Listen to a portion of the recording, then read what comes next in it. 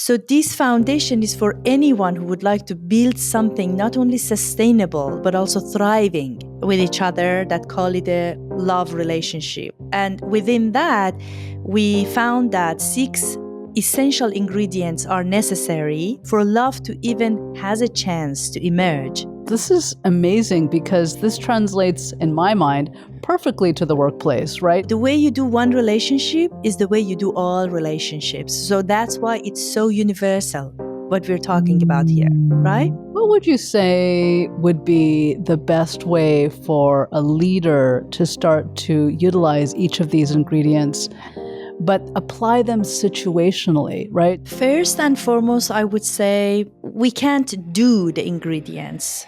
We have to become them.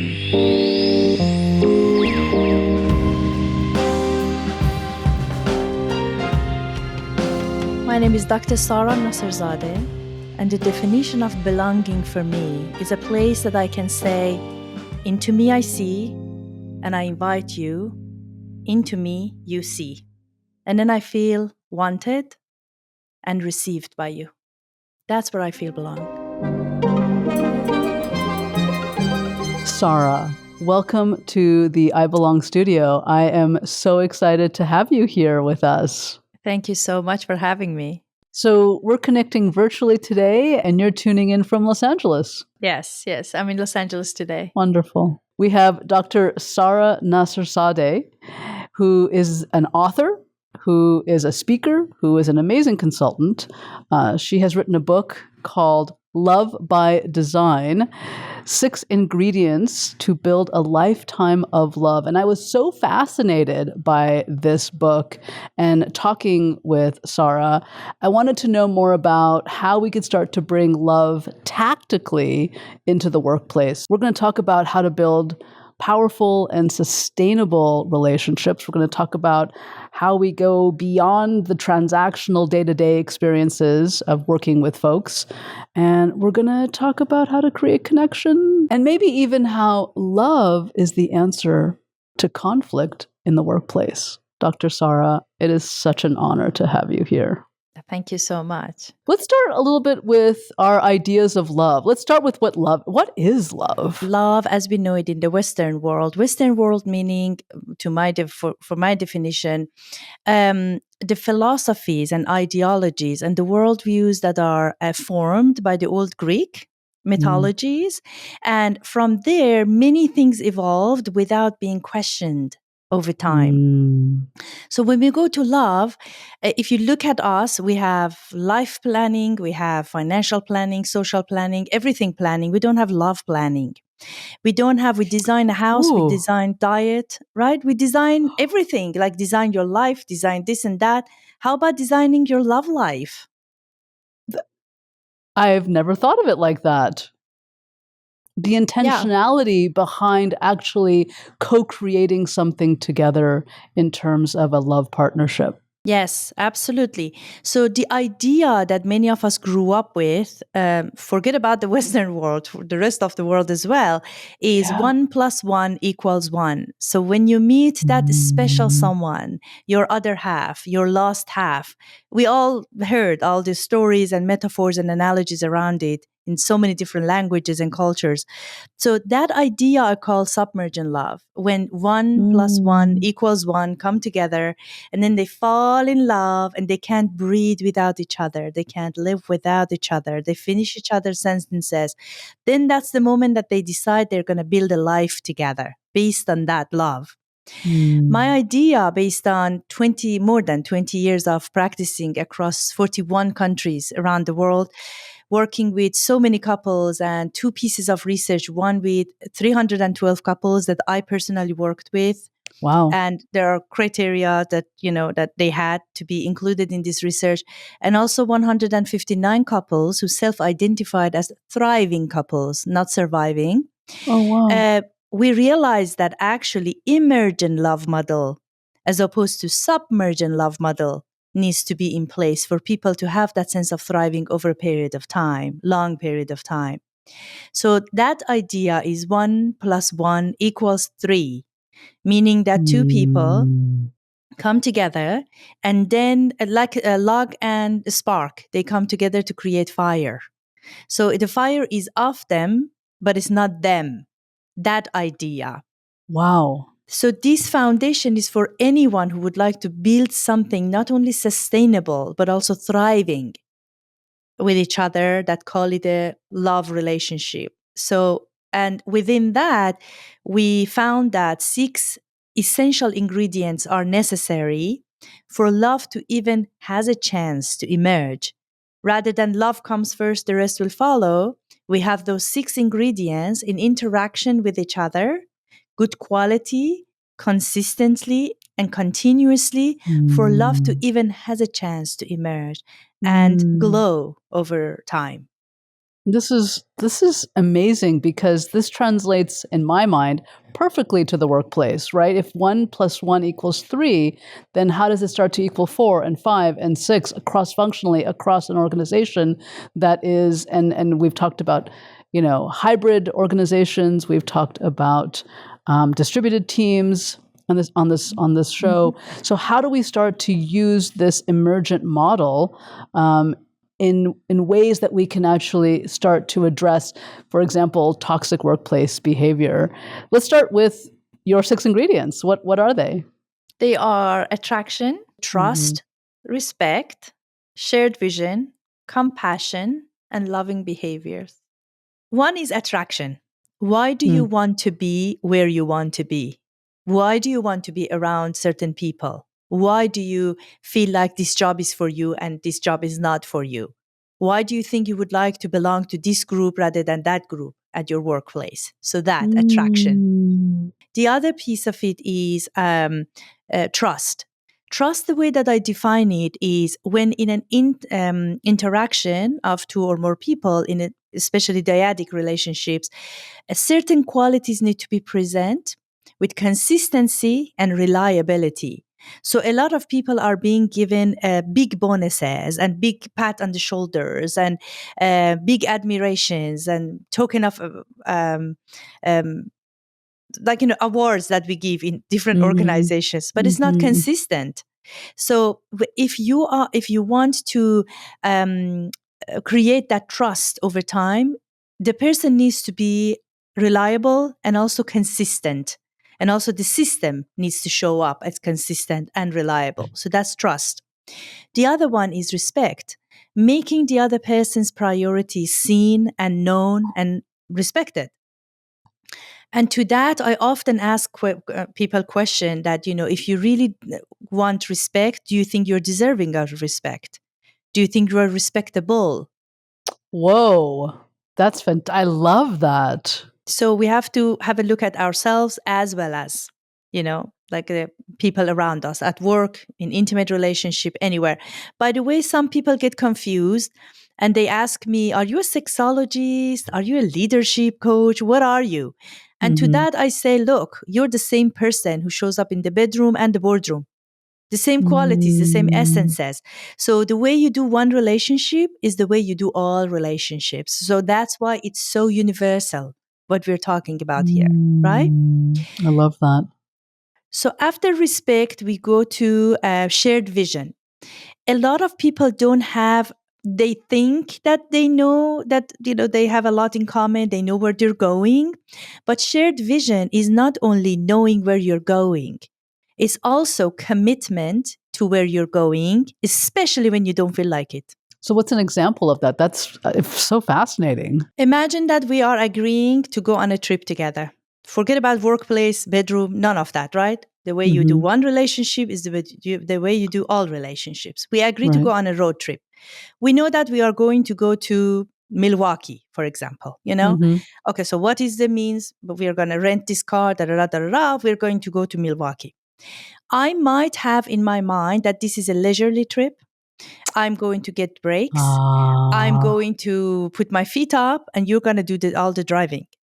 In your head, you're thinking, actually, she's going to drive, I'm going to drive, assuming I might not even have a driving license. So there are so many different things that are put into our assumptions. For couples, for example, they come to me and they are very upset because one person acted in a certain way that the other person didn't expect.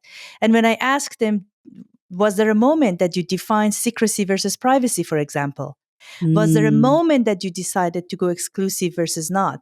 And they're like, no, we thought it's a given. Mm-hmm. So that shared vision needs to be communicated. Also, a lot of people have that shared vision, but one of them gets high or drunk or gets disappointed or build up resentment or whatnot and decides to leave the relationship before they actually leave the relationship, right? Mm-hmm. Or for example, when you have an agreement with somebody with sober mind, if they get drunk, this is not the same person you're dealing with. So all Right. the agreement is out of the window, right? Wow. So these are little This examples of that. this is so exciting to me to hear you, share the different ingredients and to explain each one of them, because as you're going through them, I'm having so many thoughts come up with each of them, and I can't wait to explore this with you. And so I'm taking notes. So I think we're at compassion. Is that right? Yes, yes. So why compassion and not empathy? Many people ask me that. Empathy means when we feel with the person, with the situation, and basically our nervous system is going to resonate with their nervous system. Compassion is being there for the other person the way it's meaningful to them without making it about Mm. us. So, and that's very difficult to do, especially in working environment. When you have a deadline as a team, your direct report comes to you and says, you know what, my child was sick. I couldn't really do that. I couldn't really meet the Mm-hmm. deadline. Mm-hmm. And then, so you are caught in between your compassion and your responsibilities. Mm. So it's really important for you to be clear from the get-go, having the backups, having within that shared vision, having a good conversation with your team that, hey, life happens, but I always would like you to know that when I'm assigning you this product, this deadline that we have, please have a backup in plan. Plan Mm-hmm. for a backup, right? So a Mm-hmm. lot of organizations that at least I'm consulted for their issues, there are so many things, little things that we could have tweaked long before the catastrophe happened. So Mm-hmm. those are the things that I think, like, with compassion, just being there for the other person without making it about you, but also realizing that within a workplace, the dynamics and the currencies are in a way that you cannot expect the same thing that you're expecting from your lover or a best friend, because Mm. the rules of engagements are different. The transactions are different. What would you say would be the best way for a leader to start to utilize each of these ingredients, but apply them situationally, right? So, how would I find out that my direct report is all of a sudden now caretaking for an elderly who's just moved in and is visiting for 3 weeks? Or how would I know? How would I even surface that information that maybe one of my direct reports went through a breakup? Now, I don't need to know that specifically, but they might be really challenged in showing up and doing the project or meeting the deadline. How do I, as a leader, start to investigate or find that information? I think in any relationship, first we need to make sure that we have that baseline of trust. And within the Mm. consistent showing up for the other person, they know that if they come to me and say, I have been a caretaker for 3 weeks, for example, or in anticipation of that, do you mind? I need extra help. I don't want that project, that ball to drop. I need extra help. So that's built in within the organization, right? So that trust element is there. The other thing is, if it's up to me, I would love for people to have the upfront conversation or monthly check-in. We all have conversation with our direct reports, right? But within that, we need to check in with them with their resources. The way that I define resources are time, attention, energy, and money. So we're going to check in with them. Where are they right now? Do you have the capacity to offer this help with this project? Is your capacity there to even show up for your responsibilities? And people are scared because they know that they are replaceable. in the working Mm-hmm. environment, or maybe they are not aware of the laws to protect themselves, or maybe the leadership doesn't have the qualities or the skills to invite that level of safety and trust to the table for the person. This takes me to trauma. Mm-hmm. So if I'm not feeling safe culturally to ask for support, if I'm not feeling safe to show that my need for support is displaying some kind of weakness, because then I might be replaceable, right? Then I might be fired or put on a PIP for performance improvement plan. How do I? What is my role as the direct report or the one that needs the support? What is my role in this situation? And what is my role in the situation if I don't feel safe because there's been demonstrative behaviors that have been really exclusionary? So there are a lot that we can unpack in just this scenario that you are describing, right? But one other thing, if I may hold on to this and then pivot a little bit to also bring the other aspect of it.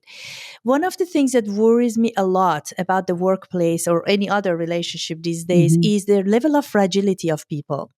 So there was a time that if you had a deadline, you would overnight it. You would stay up, you will take care of your responsibility and, submit the job. Right now, one of the issues that people have is also, I have to say it because there's not enough conversation about it, is the level of entitlement that people have. So if you know that you don't have the capacity for doing the job for whatever reason, you are going to breach the trust of the other person. You are actually going to walk all over yourself as a matter of being respectable and having integrity. You need to know your resources. It's unfortunate life happens, you're stretched, whatnot. But I personally had people who reported to me that they would just been given the work. They went away. They came back one night to the deadline and said, you know what? I'm so sorry. I had this question. I couldn't figure it out. They waited the whole month to come back to tell me that they had one question. So I think there are certain things that need to be upfront, like any relationship, rules of engagements, currencies at play. A lot of people talk about authenticity and transparency and honesty in workplace. Majority of like mediations that I do started with that dishonesty at the beginning and that perception of level of safety that people have. I mean, what is the worst case scenario that could happen if they go and honestly say, I can't deliver on this? So they might be fired. They might be fired and maybe they're not qualified for the work. That's absolutely true.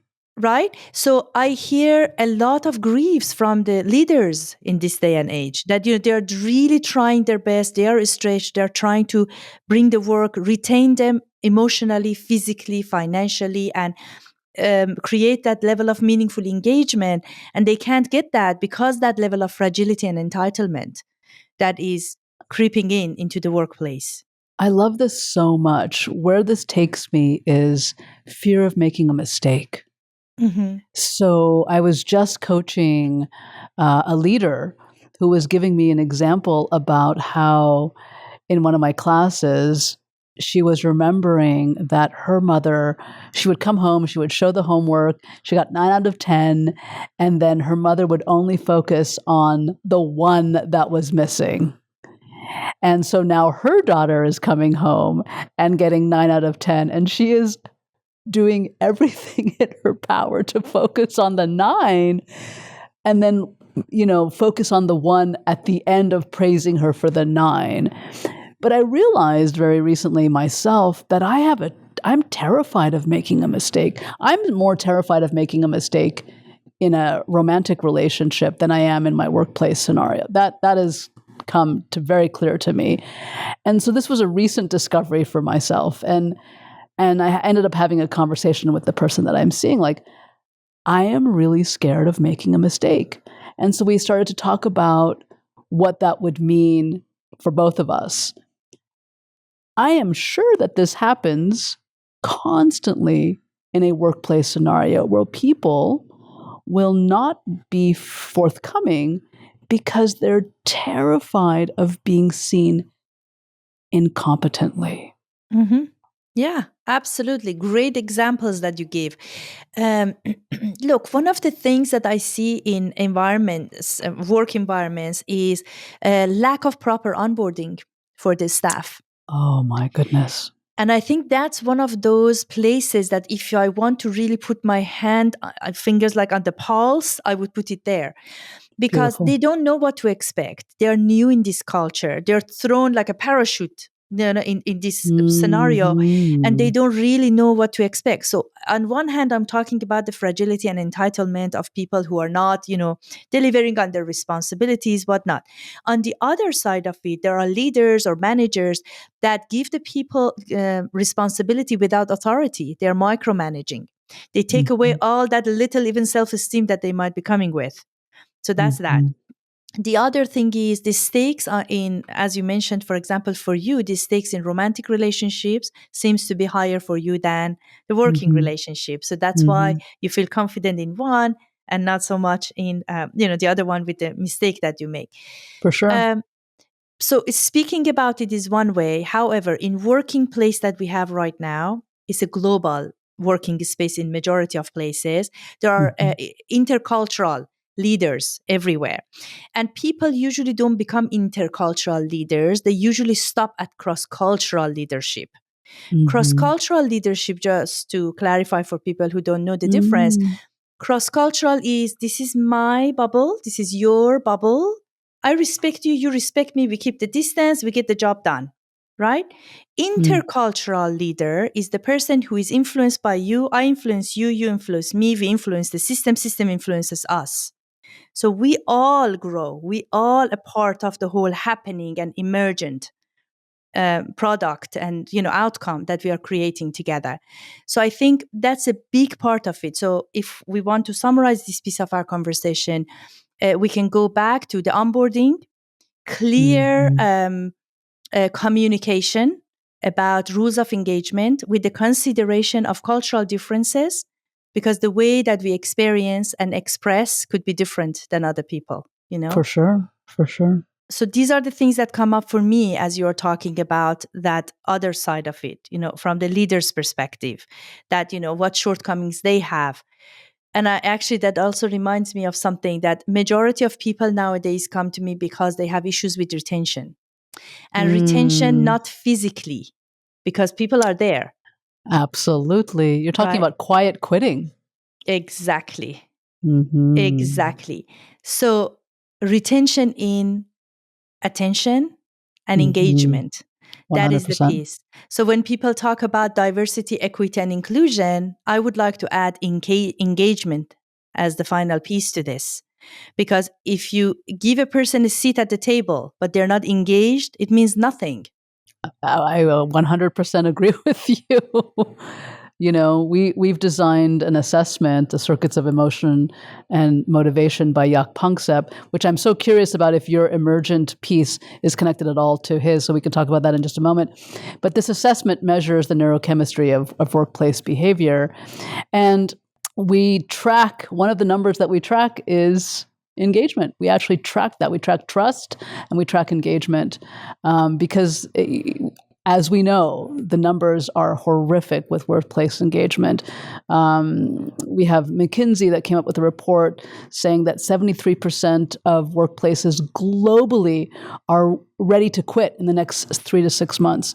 We have Ernst & Young that is talking, we actually have Accenture that did a report that talked about how toxic workplace behavior is costing the world, global organizations, $3.07 trillion. And in the US alone, it's over $1 trillion.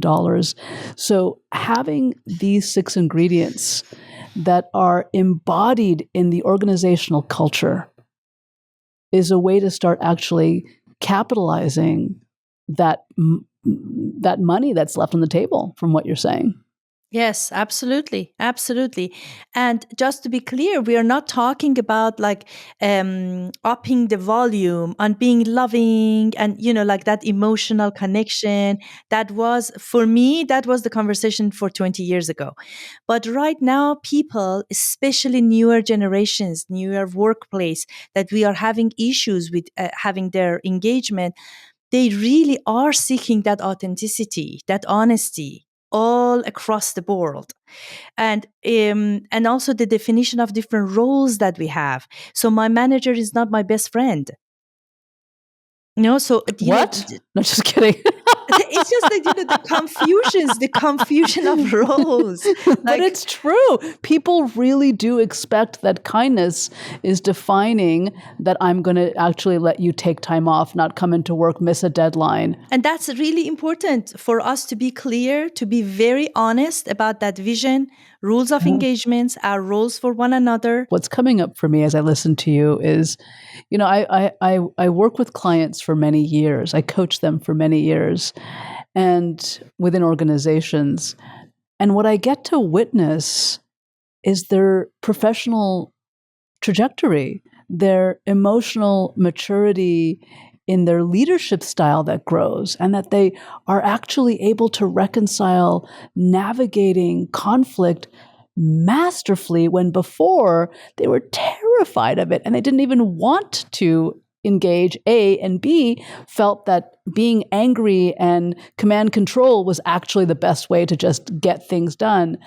But being able to really have that intentionality around creating that level of support to bring in those ingredients as an embodied way of really inviting leaders to start from the beginning, whether it's onboarding or in their own promotional track, that this is the way in which you create cohesion.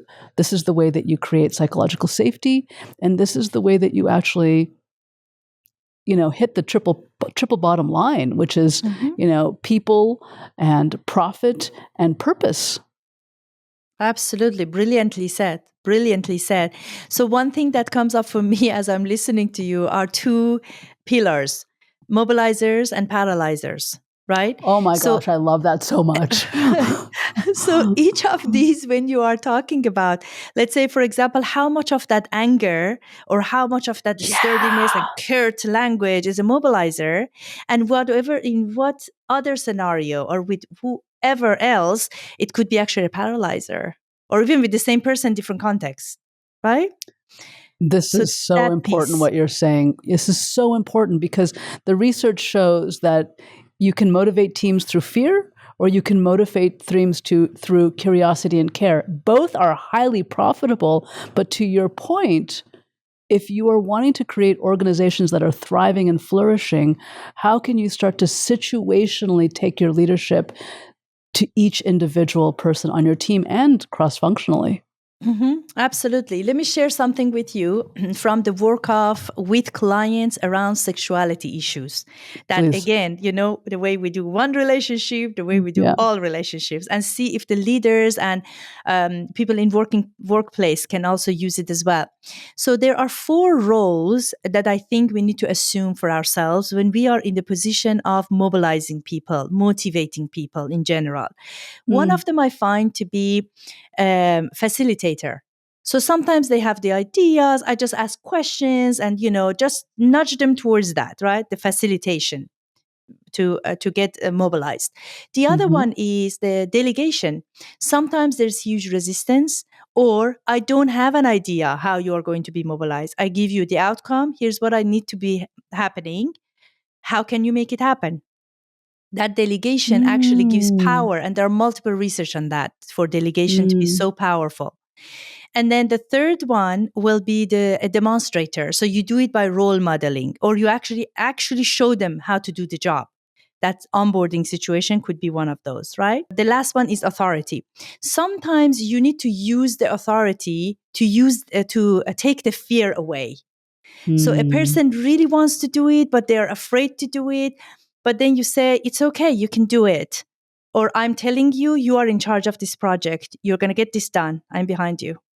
Like an authority, like, so if really people can master these four. They are, I swear to God, I've seen it. They are better members of coupledom, Yeah. better leaders, better parents, better siblings, name it. This is brilliant, but you can also take these four pieces to one person because, for example, my boss at Facebook, Stu Crab, who I adore, everyone knows that I adore him. He was the delegator. He was like, we need unconscious bias training now. And I'm like, I don't even know what unconscious bias training is. So sure, I'll go make that happen. And I did. And there's another time where I had to open the Vancouver office. This was years and years and years and years and years ago. And something terrible happened and we had to pivot drastically. And so I completely freaked out. And I remember setting up 14 different interviews for vendors that we had to get very quickly. And I included him on all of the 14 meetings. And he walked up to my desk and yelled at me. It was the only time he yelled at me. And he says, I am not attending any of these meetings. You can do this on your own. Take care of this and make it happen. And he walked away. And I was like, whoa. So then what did it do to you, that sense of authority? Well, I took care of it and I found the vendor and I ended up hiring someone and it empowered me. I think he even said, I hired you for this job because I knew you could do it. Now, make it happen kind of a thing. Exactly. And I will never forget that because I just realized how that was so impactful and how it really helped me to get me out of my fear, exactly as you said. Mm-hmm. Wonderful. And also cross-culturally as well. So in some cultures, let's say, for example, when I do facilitation in Western Europe, it's more of a facilitation style. So facilitation, nobody is the god of the room. Nobody is telling people what to do. It's the collective wisdom that we are collecting and putting in place. But if I'm working in the Middle East, I use my authority. I'm the doctor in the room. I'm the invited person to do this. I know what I'm doing. So people leave their trust to me. So I need to be that authority to show up and get the job done. And that works really well for that culture. For Latin America, it works very well. In Asia, I feel like, that role of authority works very well. This is not obviously, like this or that. Cut and Like dry. Exactly. It's just a matter of knowing the context, the people that you're working with, and also knowing what mobilizes them and what actually paralyzes them. Again, these are two sides of the spectrum. So it's like they're all neuroscience and neuropsychology and neurophysiology behind all of these. So as long as we know that, we train the leaders in their job, they can actually mobilize the team without them getting burned out. What is the role of love, Dr. Sara, in conflict? Depending on what type of love we're talking about. Because the love that we're talking about today, the one that I'm introducing, emergent love model, consists of these 6 ingredients. So when we say conflict, I immediately think about those. Within that conflict, what is happening before the conflict? What is happening within the conflict? What is happening after the conflict? What is impacting it? Oh, wow. And what is it being impacted by the conflict? So all of these aspects, there are 3 most common conflict management styles that I have found in my work. One is the turtle, who pretends that nothing happened, pushes it under the rug, and sometimes they explode outside, sometimes they explode in the inside, but they avoid conflict at all costs. The other group are stallions. I call them stallions. They're like, they go at it and they fight. They're tired, and then they do it again, and then they're tired. And then last but not least are the net and sword, that sometimes, some people have nets. They go and they seek resolution. Like, come here, we need to talk about this. We can't go angry to bed, or we need to really have a one-on-one with our manager to fix this issue and resolve this issue before the end of day. And then the other person is having the sword in their hand, so to speak. And then they're like, leave me alone. I need my space. I can't talk right now. And so it will be good for people to know which kind of conflict management style they have in their personal as well as professional lives. I love that. This morning, I was actually speaking with somebody who was very angry at their boss. And I thought the boss did something very unethical, but I was trying to explain to her that this was because of his conflict avoidant style. Basically, he was a turtle. Mm-hmm. So Mm-hmm. basically, this was a very high level meeting that my client was presenting. Her manager came to the meeting claiming that he knows the project inside out, but they have a tracking system in which you can see who read what. And this person never read the thing. So it was a very bad situation for my client, who is a middle aged man working with this organization for 20 something years. So he deserves better. He felt very betrayed. So their relationship is never going to be the same because of that Mm-hmm. conflict avoidant style. So if the leader Mm-hmm. knew that that was his style, I would have encouraged him to say, I'm so sorry, I didn't Mm-hmm. read it. No matter what happens, the worst thing Mm-hmm. happens is that, oh, no, you didn't read it. But now this person, my client, is actually thinking of changing his job after 25 years. As opposed to he's choosing avoidance over engaging. Yes, yes, absolutely. That's incredible. That actually breaks my heart for this person. Yeah, he was very, very upset, very upset. Your 6 ingredients have so much power. They have so much potential. I think taking these ideas and infusing them into an onboarding role is absolutely brilliant. How do we take these 6 ingredients into conflict resolution globally? So, as you know, I do some negotiations for the international organizations. And first and foremost, I would say we can't do the ingredients, we have to become them. Mm. Let's just slow that down because I can feel that in my body when you say that. We have to become them. So, to create trust, to create respect, to create willingness to want to be in proximity with each other. There's a huge need for us to move away from curiosity and move into the genuine interest for other human beings and see them as another human being rather than the other. Majority of the wars, crimes, everything that I walk into the scenario and see the door is shut in front of the aid, and whatever that is happening is because we assume people as the other. And when we create that, then there are borders, not boundaries.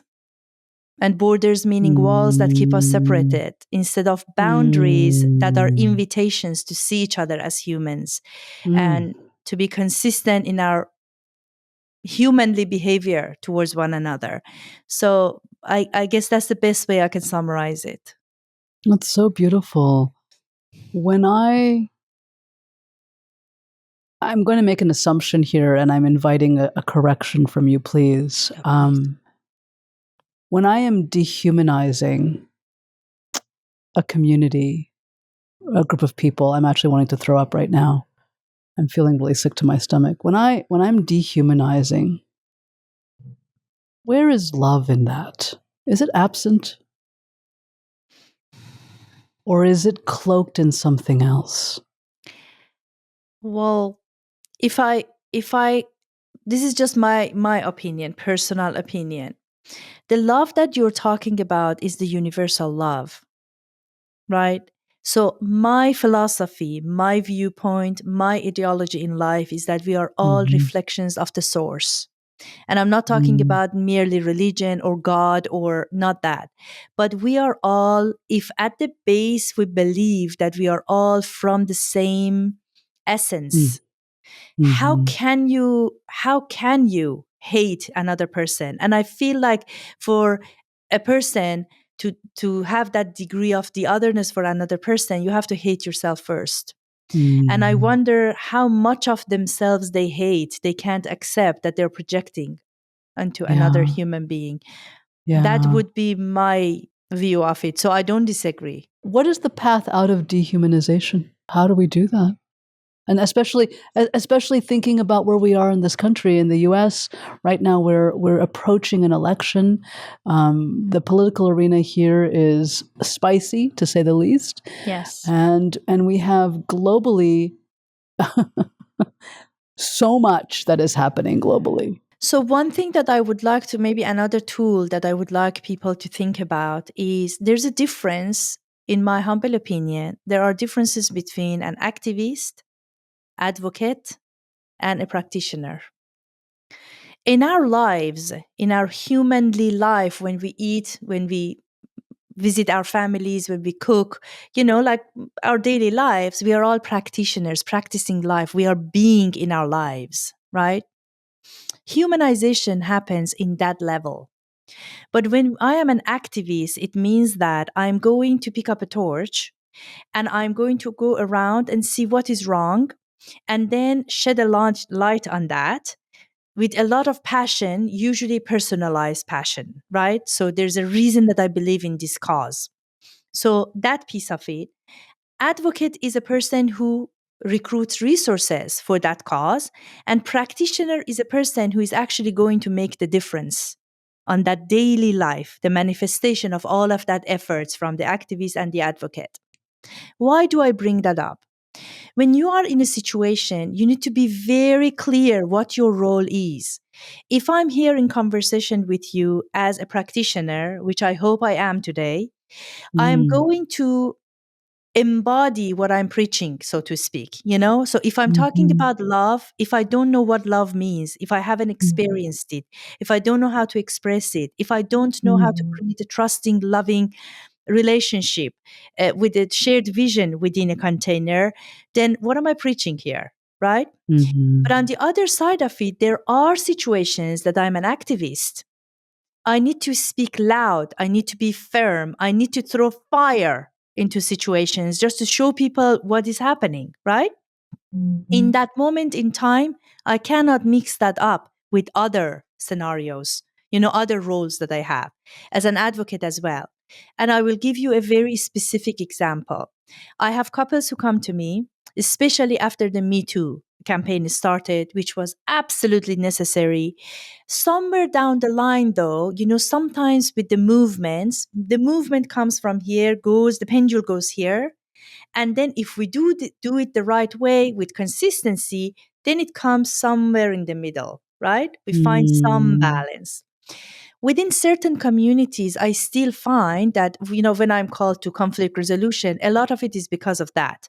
Like, let's say, for example, a person says, in a moment in time, they're having a conversation with their colleague. Let's say they're having a conversation about a project. All of a sudden, they move from practitioner and they go to activism. No, but you are the person who's subjugating this and that and da da da. The whole conversation is derailed. Or within that Mm. conversation, the person does something. Let's say, for example, they make a comment that is inappropriate. They make a gesture or touch or something that is inappropriate Mhm. outside that Mhm. role. Then Mhm. that triggers something in the Mhm. person in front of Mhm. them. Then they have to become the activist or the advocate to become the Mhm. voice of everybody who might be experiencing Mhm. that person. So the whole rule of engagements piece will shift. We're back to vacillating between situations that are appropriate context to show up and engage at that level, whatever that situation is. Mhm. What is one piece of advice or inspiration that you would leave with your son from this conversation that you would give to him around love? There's so much. Take your time. See people as human first. My mother always said, before you talk to anybody or connect with anybody, first look at them, find something that you admire about them, then start the conversation. I am very touched by that. It's beautiful. Thank Thank you you. for sharing that. Thank you so much for taking the time to be on the show, Dr. Sara. It was an absolute honor to have you. Thank you so, so much for having me. And I could really be in conversation with you for hours, as you know. So thank you.